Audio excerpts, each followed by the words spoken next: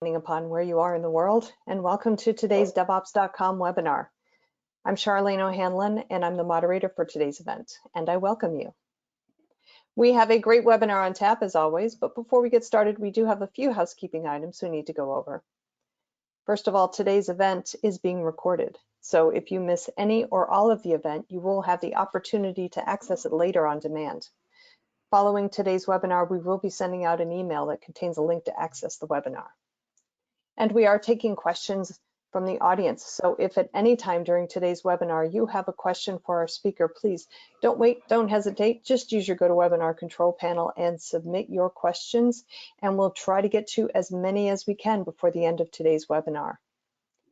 And also at the end of today's webinar, we are doing a drawing for 3 $50 Amazon gift cards. So please stick around. Hopefully you'll be one of our 3 lucky winners. Okay, with that, we'll go ahead and kick off today's webinar, which is driving service reliability through autoscaling workloads on OpenShift. Our speaker today is Ara Pulido, who is Technical Evangelist at Datadog. But before I turn things over to Ara, I do want to introduce Mike Waite, who is the Director of Partner Marketing at Red Hat, who wants to say just a few words. So Mike, take it away. Thanks, Charlene. Hi, I'm Michael Waite from work at Red Hat. I've been here for, probably about 18 years now. And if there's one thing that we have learned over the 18 years that I've been here at Red Hat is that our customers are successful using Red Hat products because there's certified software that runs on it, right? Red Hat Enterprise Linux became a successful customer choice because you had Oracle, you had BEA, SAP, and all these other great applications that run on that platform. So we're doing the same thing today. We're working with companies like Datadog to test and certify their products on Red Hat's OpenShift container platform. And then I carry a marketing budget to go help promote that in the market. So I just kind of wanted to set that stage that we're really excited to be working with excellent companies like Datadog, because we need those types of apps to make OpenShift a useful platform. So I kind of just wanted to tee that up and say thanks to Datadog, and I'll turn it back over to Ara. Thanks, Michael. So yeah, my name is Ara Pulido. The goal of this webinar today is to understand why it's important that we are able to scale quickly our workloads in OpenShift and how you can do so fully automatically. So just so you know, Datadog is a monitoring and analytics service that helps companies improve observability of their infrastructure and applications. So one of the things that we do at Datadog to help you monitor your infra and your applications is to provide you with a lot of integrations, like fully off-the-shelf integrations. One of them obviously is OpenShift. But we have many others. So if you have any infrastructure, probably you can start gathering important metrics and logs just by using one of those integrations. Today we are going to be working with OpenShift. OpenShift is a Kubernetes platform by Red Hat that allows enterprises to run containerized applications in production in a fast, reliable, and secure way. Kubernetes, it's an open source project by the CNCF. And there are companies that are building platforms on top of it to provide more enterprise features. Red Hat obviously has a lot of background on running open source for enterprises, and OpenShift is one of these platforms that can help you do so. Again, this is my name is Ara Pulido. I'm a certified Kubernetes administrator. This is my Twitter handler. My DMs are open, so if you have, after the fact, after the webinar is finished, you have any other feedback or questions, so you need to contact me, don't hesitate to use that medium. And today we are going to be talking about the scaling. So as we grow as business, we need to make sure that our infrastructure is ready to start getting new users and more demanding users. When we talk about scaling, specifically when we talk about scaling in OpenShift, we can be talking about 2 different things. we can be talking about scaling our cluster. So for example, if you're running an OpenShift cluster of, let's say, 10 nodes, scaling your cluster would mean to add more nodes to your cluster or make those nodes bigger in terms of CPU and memory. Or we can be talking about scaling our workloads. So scaling the things, the applications that we are running on our cluster. So if you're running, for example, e-commerce shop, so scaling that application that is running on your cluster.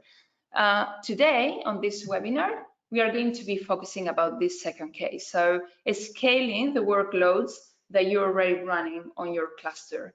And I think it's important because we are going to be talking about workloads that are running in OpenShift and Kubernetes. It's important to understand how those workloads look like in OpenShift and how the scheduler works for OpenShift. So this is very high level. So when you have an application in OpenShift, when you deploy, the minimum thing that you can deploy is a pod. And a pod, basically, it's one or more containers that share the network namespace. So therefore, they can talk to each other. The containers that are on the same pod can talk to each other through localhost. But also, it's important to know that the pods, when you scale them, so when you create more units of them, they get scaled in groups. So you cannot say, okay, give me 2 more containers of container A, but just one of B. Its scale is going to be in group of pods. The second concept that is important to understand is that to talk about scaling is that when you have a service running in OpenShift, you can have many what we call replicas of a pod, identical pods serving the same service. So for example, when your front-end service, let's imagine a very simple application that just have a front-end and a back-end service. When your front-end service talk to your back-end service, it won't talk to a particular pod. It's going to talk to a concept in Kubernetes called a service that basically is going to load balance the traffic between all the different pods that are part of that service. And these concepts are important then when we talk about how we can scale, specifically scale horizontally that application. So how does scheduling works in Kubernetes? So when you have a cluster, for example, in OpenShift, you will have several nodes, and the nodes in your cluster is the nodes that are going to run your different pods, your applications. When you want to create a new of these workloads, basically you tell the API server, please schedule this, for example, this new pod. And it's going to be another component of OpenShift that is called the scheduler that is going to decide what node is going to pick to run that particular pod. So during this webinar, to make things a little bit more practical, we are going to explain a little bit different concepts, but then we are going to do a demo to explain it a little bit more.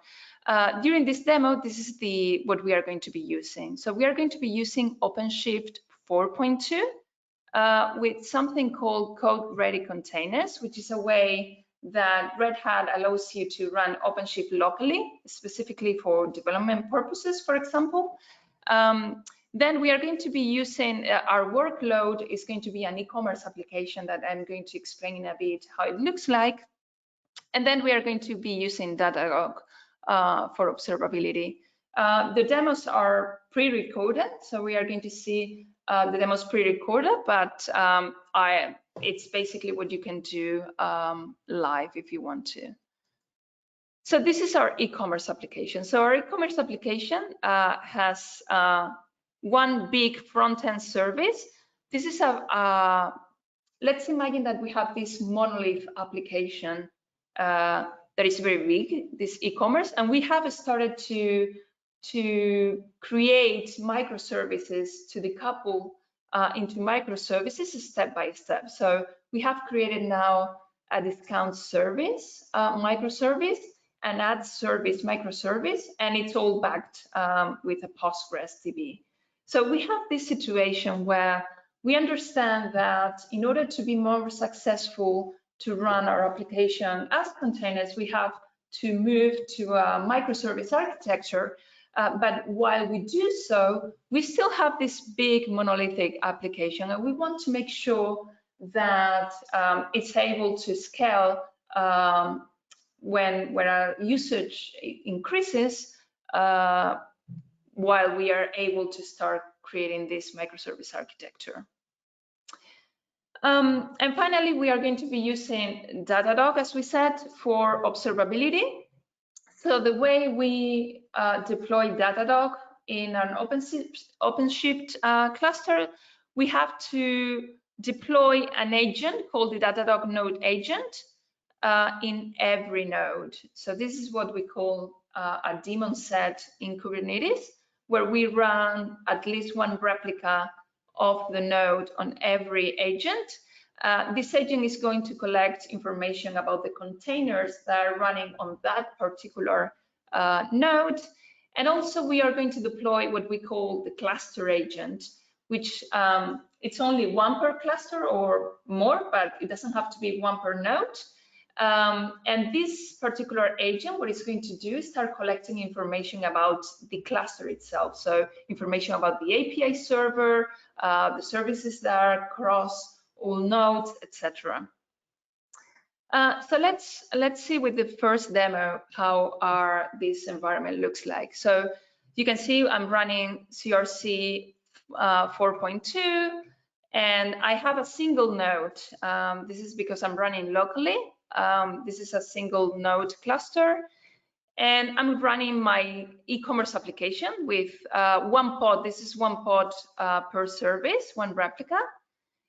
And I'm running as well the Datadog agent.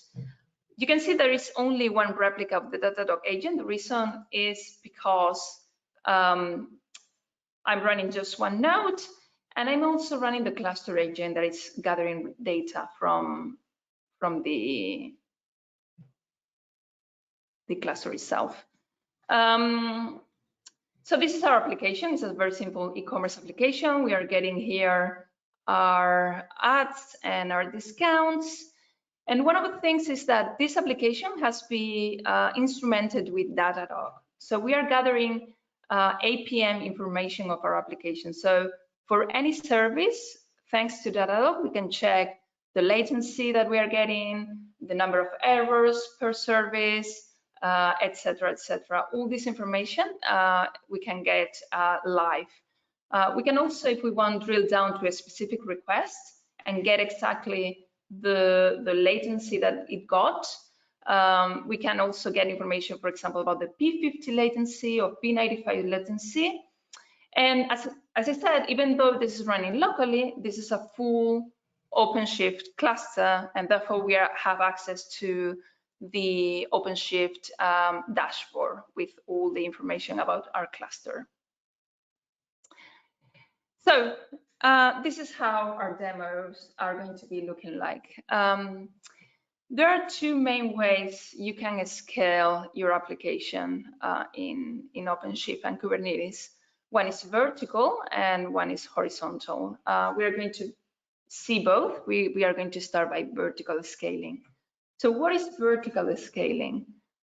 So vertical scaling in Kubernetes is a little bit different when we refer to vertical scaling, for example, in bare metal or VMs. In OpenShift and Kubernetes, it refers to the amount of CPU and RAM that you assign to a single pod.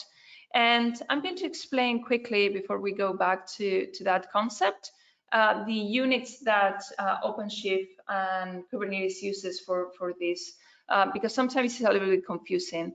When I say, for example, 100 or 1,000 M, it's millicore, which basically is equivalent of, in this case, 1,000 millicore would be a full vCore CPU vCore. And also, I'm talking a lot about megabytes, which really it's equivalent to megabytes. So you can just when you say MI, just think about megabytes because that's what it is. But just to clarify that. So going back to the example, so when you define your workloads for OpenShift and Kubernetes, you have to assign it some resources. In this case, we can say for a particular pod, I want 500 millicore, which is basically half a virtual core, and 500 megabytes. And what does it mean when I write that on my YAML to deploy my pod? What does it mean practically? So what it means, this is basically a contract with the scheduler. Let's imagine this example. We have one node that has 1 virtual core and 1 gigabyte memory. And then I tell the API server, okay, please schedule for me this pod that, and I'm going to request for it 500 millicore and 500 megabytes. And the scheduler is going to say, okay, fantastic. I'm going to put it on this node because it has enough space for it. And then a second request comes in and say, okay, now I want a second pod schedule, but I want to request 600 millicore CPU for it. And the scheduler is going to say, okay, I cannot do that because this node already has a contract with this pod that is going to be able to allocate for it always 500 millicore. So what happens with this? And this is a very when developers start moving their workloads to Kubernetes and OpenShift, this is a problem that they face a lot. Like, what should I request? Like, I don't know exactly what my pod is going to need. And what happens is that if you request a lot, in this example, let's imagine that this particular pod didn't need 500 millicore at all, but the contract with the scheduler is already there. So what can happen if you ask for too much is that your nodes are going to be underutilized, and that's something that we want to avoid. The opposite also works. If you ask for too little and then you need more, the scheduler is going to evict your pod very often. This is exactly what the vertical pod autoscaler tries to solve. It's a component, extra component in Kubernetes that you need to deploy that basically is going to make recommendations based on the data based on actual data, so data that it's collecting. So for example, in this example, let's say that you requested 500 millicore and maybe it replies to you, actually that pod, it only needs 200 millicore and 50 megabytes, and that's something that you need to do. There is 3 ways in which the vertical pod autoscaler can work for you. The less dramatic one, let's say, it's just a recommendation. It's not going to make any changes to your pods. It's just going to give you a recommendation, and you can apply that if you want manually. The second way it can work is on rescheduling, which means that it's not going to force rescheduling your pod with the new values. But if your pod is, for example, evicted or deleted or restarted, so it gets rescheduled for other reasons, the next time the scheduler is going to schedule it, it's going to schedule it with the new values instead of the ones that you originally put. And the third version, which is a little bit probably too dramatic, is that it's fully automatic. It's going to kill your pod if it's a lot different, and it's going to reschedule the pod with the new values. So let's see an example of that with our cluster. So the first thing that we are going to see on this demo is that we have deployed the vertical pod autoscaler in an OpenShift cluster. As I said, this is not a component that comes by default. It's something that you have to deploy. And as you can see, we have only deployed the recommender pod because that's how we are going to be using in our demo. So we didn't want to use a lot of resources. So we have here the deployment that deploys our front end, this big monolithic application that we want to break into microservices. And we don't know, so we started saying, okay, I'm going to request 100 millicore and 100 millibytes for it.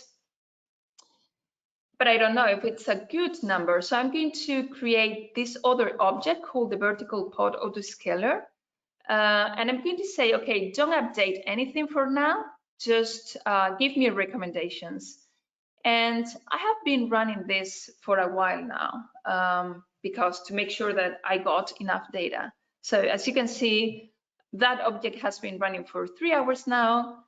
And if you describe that object, you're going to see the recommendations. It's going to give you a lower bound and an upper bound and kind of a target.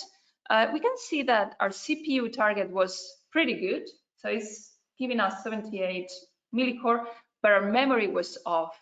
So we need to definitely increase the memory that we are giving to our big monolithic application because it's using a lot more. So that was vertical scaling. So horizontal scaling, this is a little bit different. So horizontal scaling talks about the number of replicas for a particular service that we have. Let's imagine that we have a service that has right now 2 pods, identical pods, getting all this traffic for that service. And I want to make sure that we have 3 of them. The way I do that manually in OpenShift is I tell the API server in a very declarative way. I don't tell it, give me just 1 more replica, because I don't have to know how many replicas do I have. I do completely declarative the result that I want. So I tell the API server, I want 3 replicas. So what is going to happen at that point is that the controller, in this case, the replica controller, replica set controller, is going to check how many replicas there are already in my cluster. I'm going to say, okay, right now there are 2, so I'm going to tell the scheduler to schedule 1 more for me. This is horizontal scaling when we do it manually. But obviously, it would be nice that based on data that we get from our cluster, some of these events happen automatically to make sure that even though we don't have to quickly change things when we start getting more and more users. This is exactly what the horizontal pod autoscaler wants to solve. The first question that it tries to solve is how many replicas of a pod do I need based on resource usage? In this case, for example, CPU. Let's remember that for example, we have a pod where we have requested 100 millicore. So we can create an horizontal pod autoscaler object asking it to use on average 50% of the CPU. So we want to keep, no matter how many replicas we have, the average of usage between them, we want to keep it more or less 50%, and if not, scale. And this is what we are going to see on the demo. So again, we have the same big monolith. We have requested 100 millicore, and we are going to create HPA horizontal pod autoscaler object saying, okay, I want minimum 1 replica, which is what we already have, and a maximum of 3 replicas, but I don't want to be moving, doing all these things manually. So I'm going to do it based on this resource, so CPU usage and 50% utilization. So in order to start doing that, the first thing that we need to do is we are going to create that object. And as soon as we create it, we are able to get the information from that object. First of all, we are going to check that for our e-commerce application, we only have one replica of the front end, as we saw. And we can see that the deployment, the HPA, already is getting information about the CPU being over what we wanted. So at that point, the HPA controller is going to say, okay, we wanted to keep an average CPU use of 50%, and we're already above that. So at that point, what is going to happen is that automatically, without us doing anything, you can see that this new replica is starting to be created. And as soon as, if the CPU doesn't go below that 50%, it's going to keep creating replicas up to 3, which is the maximum that we have created. This is how it looks like in Datadog, all these events that we've seen. So as you can see here, the CPU started to increase. So we started creating new pods. You can see the number of replicas for the front-end service going up. And once the CPU usage, because we stopped the traffic, or traffic suddenly doesn't have any more, it drops back to 1. So this is a very nice way to make sure that when we need more, in this case CPU, we increase the number of replicas, and once we are back to normal, it decreases back to 1. But CPU doesn't seem to be the right, well, it doesn't seem, it could be a good metric, but usually when we start gathering metrics for our services in production, we want to have to be targeting metrics that are more realistic. Well, it reflects better what the user is seeing. And we start with frameworks like the 4 golden signals, which is a very famous framework for metrics in infrastructure, for monitoring infrastructure. It's LETS for its acronym. And basically, it's the things that we should be starting with is gathering or understanding the latency of a service, which is the amount of the time it takes for a system to do some work. The percentage of errors that we are getting from a service, the traffic or the amount of work that our system can do in a particular time frame. So for example, requests per second, and saturation, which is the opposite, is the amount of work that our system couldn't handle. And this is what the horizontal Pod Autoscaler tries to bring with the external metric server API. So because the OpenShift and Kubernetes have a lot of information internally about the number of pods that it has, the CPU, the memory, but when it comes to all these other metrics that we want to gather, it doesn't have that information. So what it provided was an API that any system can implement called the external metric server that can basically give information about other metrics for that horizontal pod scaling. So in this case, we would be answering the question of how many replicas of a pod do I need based on any given metric that I have. Datadog, so we have a lot of metrics coming in Datadog, like we have, as we saw on the example, we have latency, we have traffic, we have any other metrics that you can imagine, even business metrics as well. You can start gathering metrics like number of times, number of checkouts that you have. Things that are less about the infrastructure, more about the business. And with all those metrics, it would be good to be able to also drive the HPA controller, so the thing that controls the number of replicas automatically based on that data. So for that, the Datadog cluster agent implements this API, the external metric server API. So what is going to happen is that Datadog cluster agent is going to publish those metrics as external metric server for the HPA controller to consume. So that way, for any metric that we have in Datadog, we can expose that if we want. We can expose that in our cluster for the HPA controller to use that instead of using CPU, memory, or other things. For example, we are going to see this in the example. We are going to be using the latency of our service, of our front-end service, the big monolith.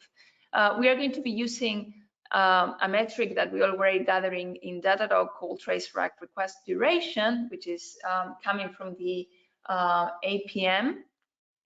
We are going to say that we want to track this metric only for this particular service, and we want to keep an average latency of 7 seconds. So our service is a big monolith that we are trying to make better, but for now it's pretty slow.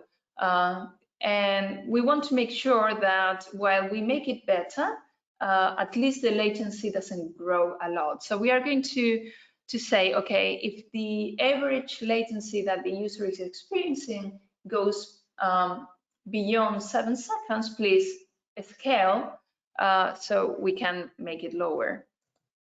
And we are going to see this in the demo. So we can see on the service map, this is one of the visualizations we have at Datadog, that currently, oh, sorry, it started again. Okay, so currently the latency is 6.21 seconds, which is good because it's below the 7 seconds that we wanted. We are going to create one new object, one new horizontal pod autoscaler that says, okay, I'm going to be getting, instead of the CPU, instead of memory, I'm going to get an external metric from an external metric server that it has to be deployed. I'm going to be using the latency for the front end, and please keep the latency below 7 seconds if you can. So we are going to apply that object to start gathering that data and making decisions based on that data. So we create the object, and you can see we don't have, the object is already created. We haven't had any values yet. But if we describe the object, we can see that the cluster agent from Datadog understood that, saw that that object was created and started getting that metric for you. So to check that, we are going to execute a command called the agent status in the cluster agent that is going to give us a lot of information about how the agent is running. And we can see here that it's already providing this new metric that we asked it for in the HPA, and it's already providing the first value, 6.5 seconds, which is more or less what we were saying. If we do again, getting that object, we can see that the target is still below 7 seconds. So we are going to apply fake traffic. We are going to increase, we are going to create this container called more traffic that basically the only thing that it does, it's going to make more requests to our service. After a while, this is what is going to happen, and this is how we are going to see it in Datadog.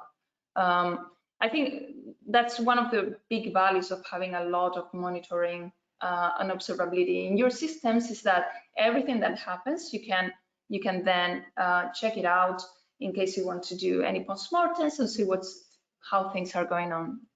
So what is happening here is that as soon as we start applying more traffic, again, this is an example, so we started applying a lot of traffic, the latency goes up a lot.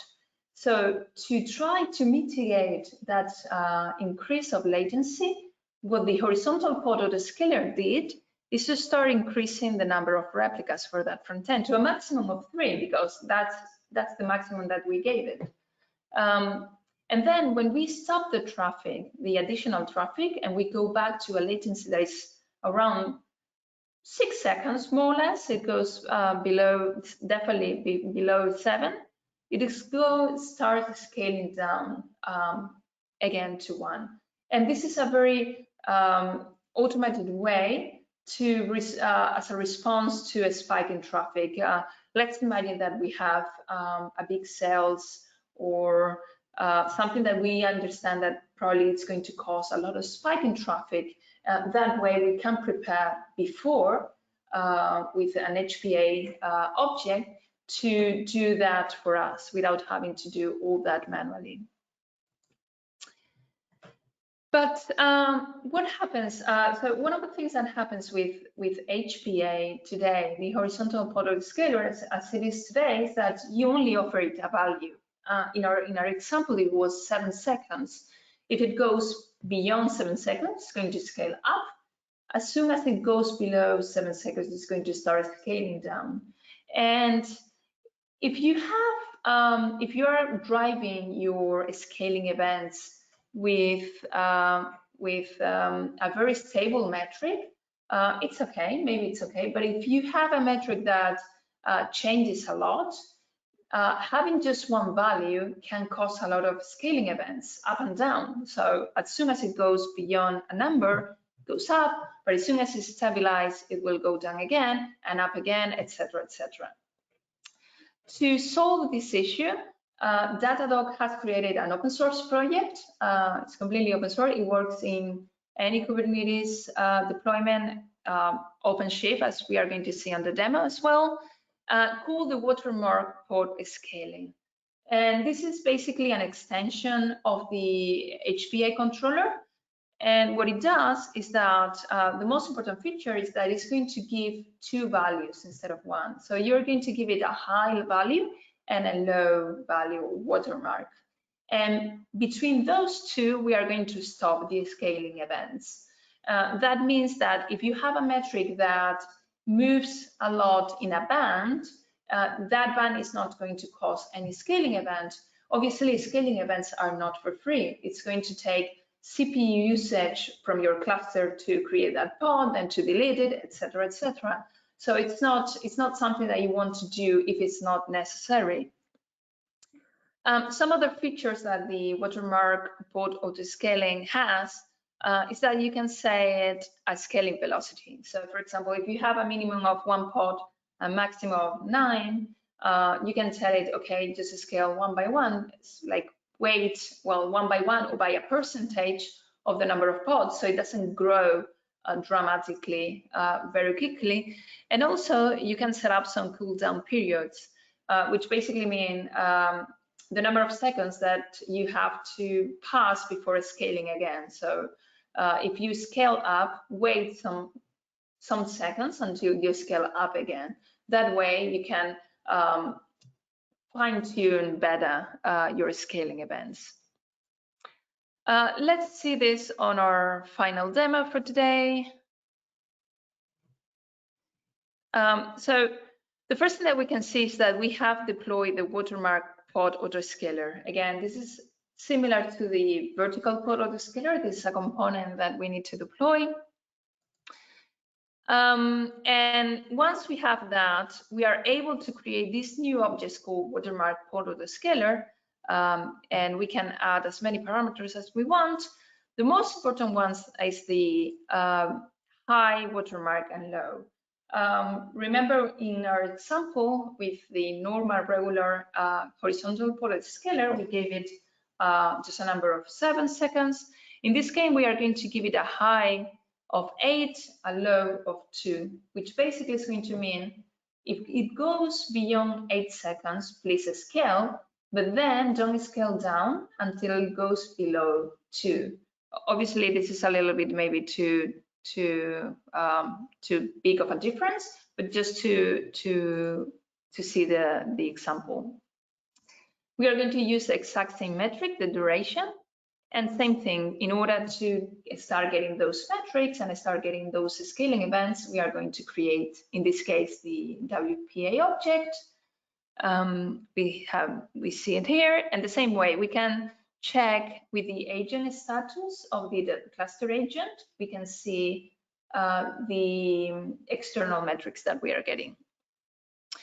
We can see here we have 0 metrics, probably because we didn't get the first one. We run it again, and we can see here we have the metric, and we already got a value. And we are going to do the same thing. We are going to apply a lot of traffic to basically force those scaling events. So we suddenly start our sales day and we get a lot of traffic, and we want to make sure that we get the metric. So once that traffic starts being created and start causing latency, we can see this. The latency for the metric that we care about, which is the latency that our users are seeing, started increasing a lot. Because of that, and thanks to the Watermark Pod Autoscaler, we started increasing the number of replicas that we have in the front end. But we can see two main differences between this and the graph that we saw with HPA. The first difference is that, as you can see, we don't scale dramatically 1 to 6. So we go step by step because we introduced some scaling velocity to avoid scaling too fast. And the second big difference is that when we stop that big traffic and our latency goes back to about 5 seconds, the number of replicas stay on 6 replicas instead of going back to 1. Why? Because that low watermark that we introduced. In this case, in this example, because it never goes below 2 seconds, we stay on 6 replicas. And that way we can control a little bit more when we actually want to scale down. Okay, so after those demos, I'm going to finish by some takeaways. So the first takeaway is about the vertical pod autoscaler. And I assure you, if you're new to Kubernetes and you're a cluster operator, it's always very difficult for our developers who are starting to move their workloads to OpenShift and Kubernetes to know what resources to ask for their pod. So VPA can be a good way for them to know how much they need. Also, the horizontal pod autoscaler can automatically scale horizontally so create more replicas or reduce the number of replicas for your pods based on some resource or object data like CPU and memory, as we saw. If you want to drive those events with a more meaningful metric, you can use external metric server like Datadog that collects any metric that you have in Datadog, and you can use those to drive those events. So therefore, you can drive those events based on things like the latency, traffic, etc. And finally, if just one value for your horizontal pod scaling events is not enough, you can use this new controller by Datadog, which is completely open source, that allow you to fine-tune a little bit more your events. And thank you very much. This is the content that I had for today. I encourage you to try Datadog. There is a way you can go to datadoghq.com to get an account and start testing with your OpenShift clusters. Thank you very much. All right, great. We have about 15 minutes or so for questions. So if you do have a question, please go ahead and submit it in the questions tab, and we'll get to as many as we can. First question here for you, Ara. How can I create a Datadog account or Datadog account to monitor OpenShift? Yeah, so as I said, please go to datadoghq.com to get a trial account. And once you have your account, that account is going to have an API key associated. So when you deploy the cluster agent, sorry, you have a lot of documentation on how you should deploy. You can use Helm charts or YAML files to deploy the Datadog agent. One of the parameters that you're going to give it to that deployment is going to be your API key, and therefore it's going to start collecting those metrics to your account, Datadog account. Okay, Great. Next question here. For vertical pod autoscaler, we have seen that there is a controller we need to deploy. What about HPA? Do we need to deploy anything special? No. So yes and no. So the horizontal pod autoscaler is something that comes by default with any OpenShift deployment. You need to make sure that you have your telemetry components in OpenShift deployed as well. In most of the OpenShift deployments comes by default, so you don't need to worry. And those components are going to start collecting metrics around CPU and memory. But other than that, it's completely automated. Okay, all right, great. Next question, can the Watermark Pod Autoscaler work with resources such as CPU or memory instead of external metrics? Not right now. So right now you can only use external metrics like the ones that we saw in the sample, but there is work going on, and you can see it because, again, this is open source, it's on the GitHub. You can see that there is work going on to also add resources to that. All right, great. Just a reminder to folks, plenty of time for questions. If you do have one for Ara, please go ahead and use your GoToWebinar control panel and submit your questions, and we'll get to as many as we can. We've gotten a lot of really good ones in so far, so want to keep going here. So the next one, what security context constraint is needed for the Datadog agent, or Datadog, sorry. Yeah, so this is a very good question because obviously with security context constraint from OpenShift is a little bit different. So there is so when we have documentation to use, for example, a custom SCC, if you want all the features from Datadog, like getting logs or container information, but if you cannot use that SCC, you can still get some features from Datadog if it's running on a restricted SCC. So it depends on what you want and what you can do in your cluster. You can use one or the other. Okay, all right, great. Let's see, here's a question for you. Is there a way to drill down to a specific point in time with Autoscale? It says if I do OC get pod and show all pods in the cluster, then I want detailed information on a specific node like Autoscale for that specific node. So this is a question more about the scheduler. So when you get the number of pods, you can specify. You can see what node are they getting in. If you have in your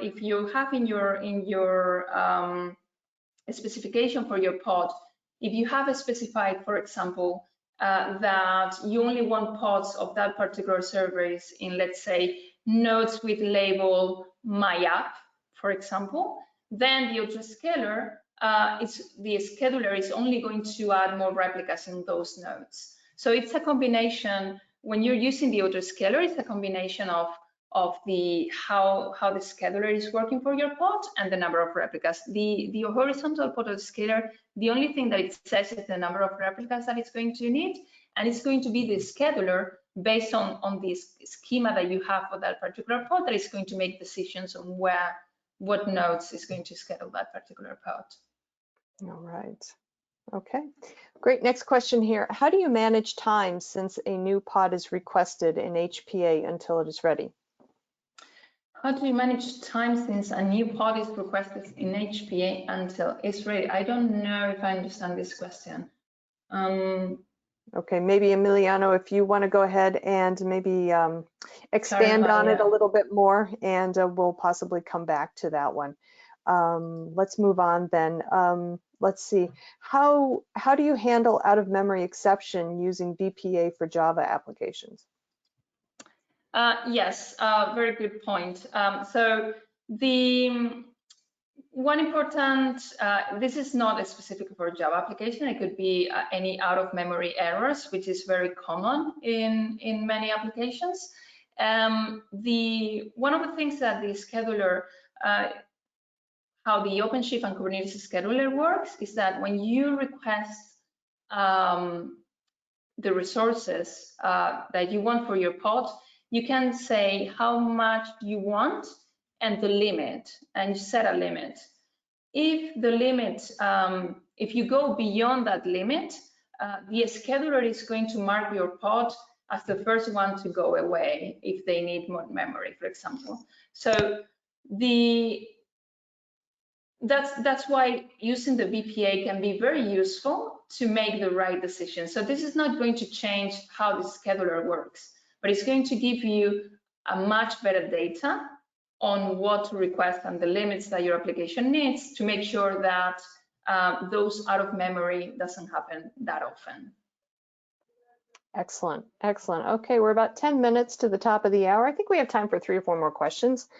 Let's see. Okay, is Datadog open source, and can I integrate this with Azure? Yes, so good question. So Datadog itself is a software as a service. So it's a paid service that you have to register for, but the agent that runs in your infrastructure, anything that runs in your infrastructure is open source. So for example, in this case, the agent that runs on every node is open source. We want to make sure at Datadog that anything that runs in your infrastructure, let's be bare metal or VMs or containers, anything that is going to run on your infrastructure is going to be open source. But the Datadog itself is a paid for service. And also the second part of the question is, can I integrate with Azure?